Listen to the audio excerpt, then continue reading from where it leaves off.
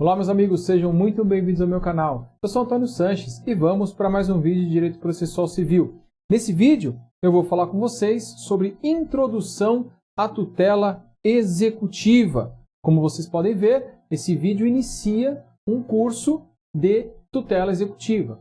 Vamos falar então dos principais aspectos para o exercício e a implementação dessa modalidade de tutela jurisdicional.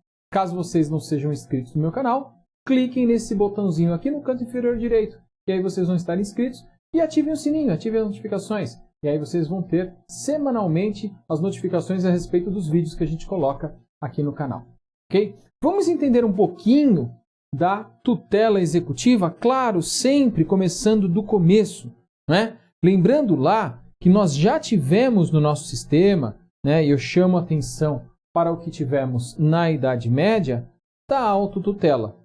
Okay? Então, autotutela, cada um fazia valer o seu direito pelas suas próprias mãos, pela sua própria força. Qual é o problema da autotutela? É que existe uma tendência para a arbitrariedade. Uma tendência que eu vou dizer para vocês quase absoluta.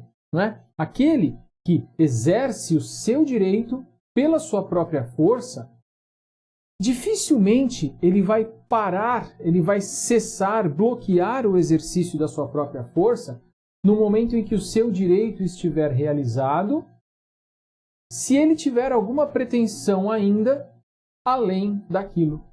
Mesmo que esse além já seja fora do direito. A tendência é que ele vá além, mesmo que seja fora do direito. Por isso a autotutela não é algo bom. A autotutela é algo que foi, com o passar dos tempos, sendo retirada do sistema normativo dos países aqui de origem ocidental. Okay?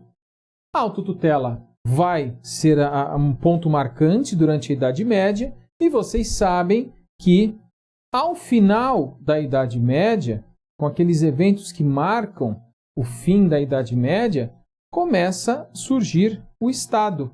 A figura estatal, vocês sabem muito bem, com povo, território,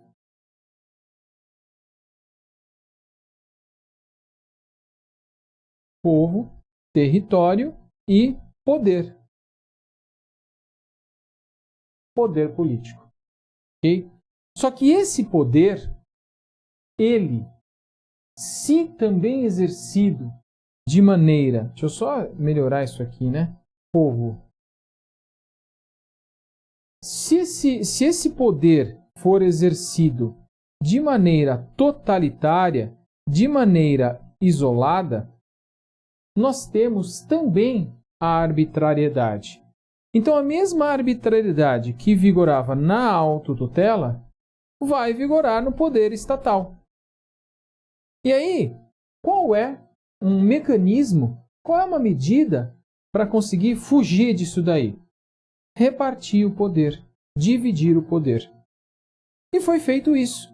Foi feita a tripartição das funções do poder, ou tripartição de poderes, em três. A executiva, que administra, a legislativa, que legisla, e a jurisdicional, que exerce a iuris dictio. Por isso, jurisdição. A palavra jurisdição tem origem na expressão iuris dictio, que significa dizer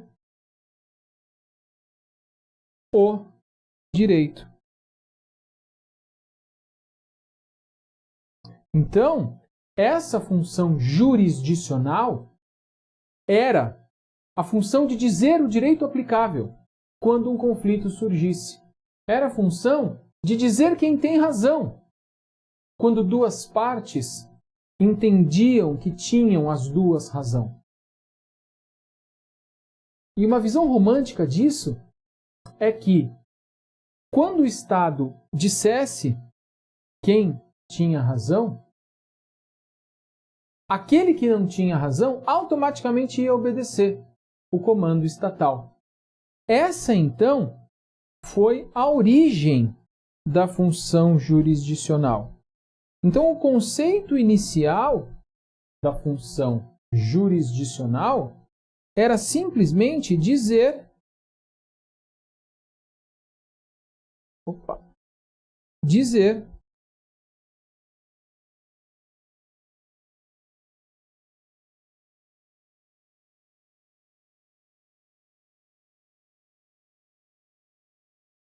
o direito.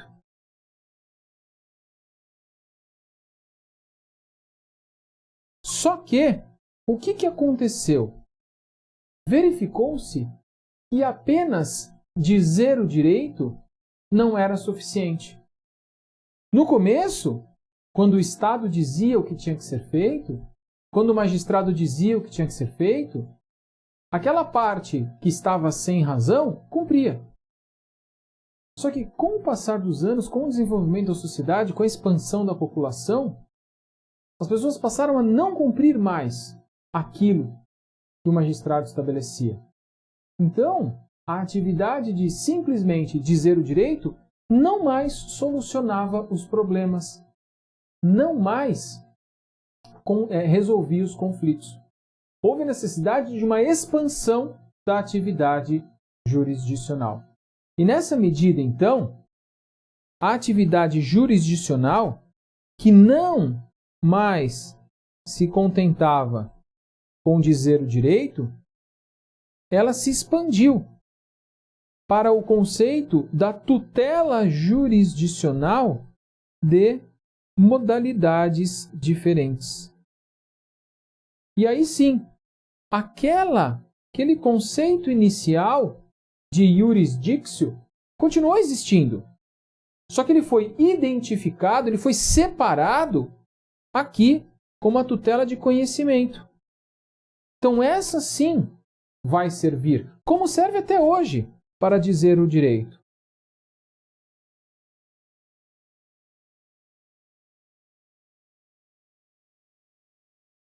Para dizer quem tem razão.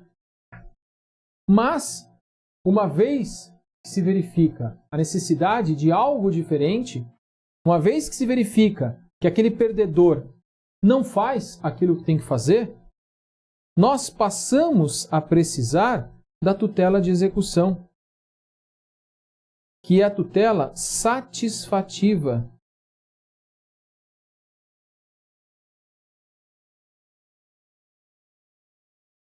Então, enquanto a tutela de conhecimento serve para dizer o direito, a tutela de execução serve para a satisfação desse direito que já foi reconhecido. Por esse motivo, a tutela de execução também é chamada de tutela satisfativa. Tutela executiva, tutela satisfativa. E aí o que se verifica depois, com o desenvolvimento, já estou falando do final do século XIX, começo do século XX, se chega à conclusão que essas duas modalidades não bastavam. Essas duas modalidades não bastavam. Porque aquela parte recalcitrante, aquela parte resistente, não quer cumprir, ele não apenas deixa de cumprir, como ele estraga o objeto subjúdice. Ele destrói, ele faz perecer. Então, durante a tramitação do processo, surge também a necessidade de que o magistrado tome providências para proteger aquilo que está sendo discutido. E aí, então, vai nascer lá na Itália, precisamente assim de uma forma mais científica, na década de 30, 1936, a primeira grande obra, a primeira obra que tratou de maneira científica essa ideia, a tutela de proteção ou de prevenção.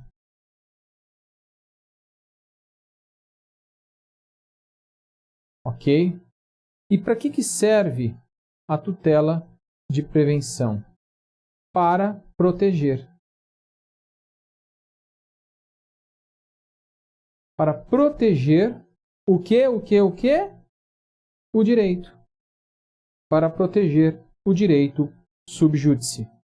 o que vai ser chamado, por diversos motivos, de tutela cautelar. Ok? E aí sim, nós temos completo o sistema da tutela jurisdicional que reconhece quem tem razão, protege isso que está sendo discutido e, no momento oportuno, usa a força para entregar para quem tem razão. Ok? Esse, ou melhor dizendo, o estágio atual da nossa organização da tutela jurisdicional. Tá? Agora, você está aqui começando um curso de tutela executiva. Então, dentro dessa tripartição da tutela jurisdicional, nós vamos focar o nosso estudo na tutela de execução. Afinal de contas, estamos falando de tutela executiva. Ok? Então, por esse motivo, nós vamos entender um pouquinho mais ainda nesse vídeo a respeito da tutela de execução. Agora, falemos só da tutela de execução. Vamos rapidamente, porque isso aqui é um vídeo introdutório, falar das modalidades de execução quanto à origem do título. Ok? O título pode ser judicial. Deixa eu apagar aqui para ficar mais claro. O título pode ser judicial. E você vai dar uma olhada lá no artigo 515 do Código de Processo Civil. Ou o título pode ser extrajudicial.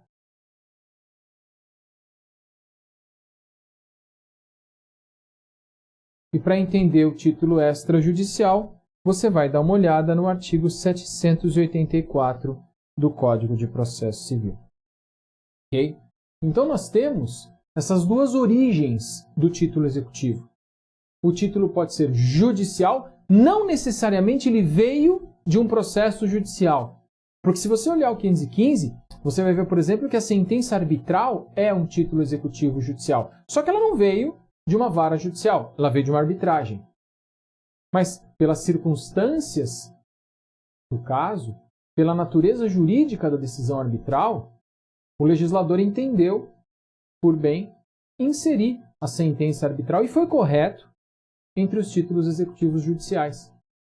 Porque nota característica dos títulos executivos judiciais é já ter passado por uma tutela de conhecimento. No mais das vezes, estatal, mas também particular, como no caso da arbitragem.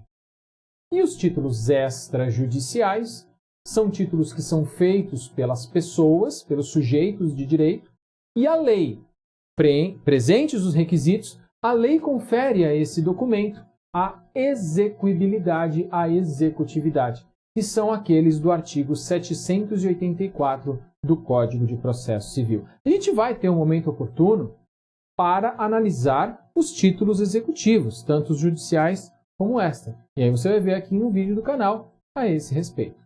Por hora, queria falar com vocês o seguinte. Quando você tem um título executivo judicial,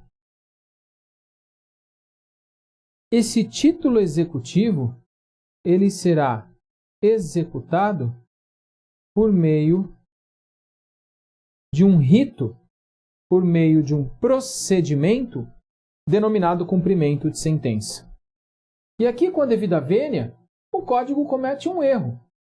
Porque o rito chamado cumprimento de sentença não é só para sentença. Ele é para, na verdade, aqui, né? Ele é para títulos executivos judiciais. Por outro lado, quando você tem um título executivo extrajudicial, a execução dele se faz por meio de processo de execução. Aí você vai falar assim, Antônio, por que isso? Por que cumprimento de sentença, processo de execução? Te explico.